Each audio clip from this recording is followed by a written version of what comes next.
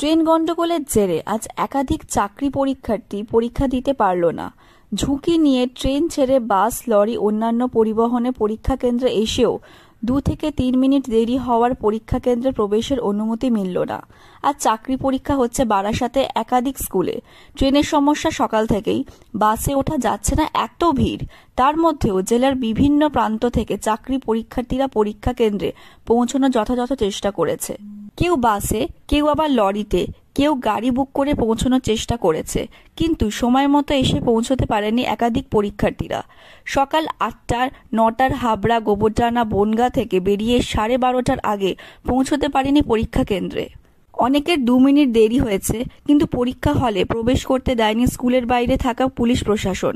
School কর্তৃপক্ষের সাথে যোগাযোগ করার চেষ্টা করা হলেও কোনো সদুত্তর পাওয়া যায়নি। স্কুল কর্তৃপক্ষ কোনোভাবেই তাদেরকে অনুমতি দেয়নি পরীক্ষা কেন্দ্রে প্রবেশ করা। এর ফলে একাধিক পরীক্ষার্থী ভেঙে পড়েছে।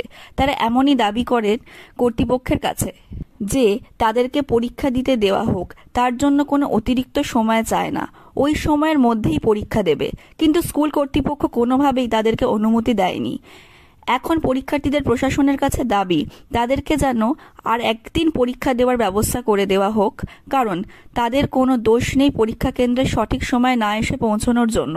কারণ তারা বাড়ি থেকে যে সময় বেরিয়েছে তাদের পরীক্ষা কেন্দ্রে অনেক আগেই পৌঁছে যেতে পারত, কিন্তু আজ রাস্তায় পরিবহন ব্যবস্থা যা অবস্থা, তাদের পরীক্ষার্থীদের কাছে কোনো উপায় ছিল না। তারপরেও প্রত্যেকে চেষ্টা করেছে সঠিক সময় পৌঁছানোর। আমরা সকালে বেরিয়েছি, ঠিক টাইমেই বেরিয়েছি, কিন্তু আমরা এক্সাম সেন্টারে এসে পৌঁছেছি 12:40-এ। যেহেতু পরীক্ষা 12:30 থেকে শুরু, কিন্তু রাস্তায় যানজটের কারণে আমরা 10 মিনিট দেরিতে এসে পৌঁছেছি। সেই জন্য আমাদের ঢুকতে ট্রেন বন্ধ ছিল সেই জন্য আমরা অনেক আগে বেরিয়েছি। 8টার সময় বাড়ি থেকে বেরিয়েছি।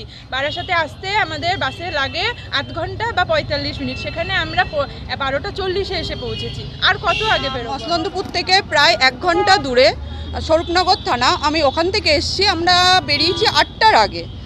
তো ওখান থেকে এসে মসলন্দপুর থেকে ট্রেনে উঠে ঘুমাতে এসে ট্রেন বাতিল ছিল। এবার আমরা আগে থেকে জানতাম না যে ট্রেন এভাবে বাতিল হবে, স্টেশনে আসার পরে জানতে পারি।